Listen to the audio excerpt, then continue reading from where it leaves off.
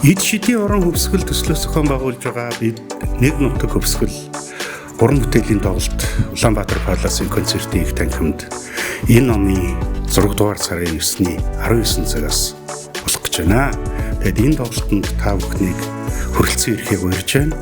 Тоглолтын маань тасалбар бүхэн өрсөлдөө дагалдаж байж байгаа.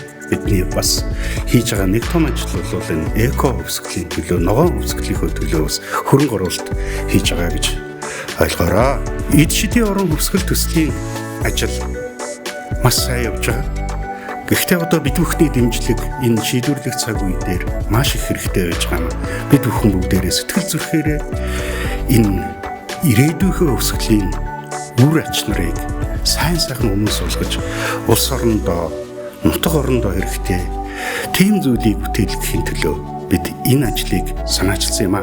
Тэгэхээр энэ ажилд маань та бүхний оролцоо, хүн бүрийн үүрэг оролцоо чухал байгаамаа. Ингээд та бүхэнтэйгээ энэ оны 6 дугаар сарын 9-ний 19 цагаас Улаанбаатар Паласын концертын их танхимд уулзцгаая.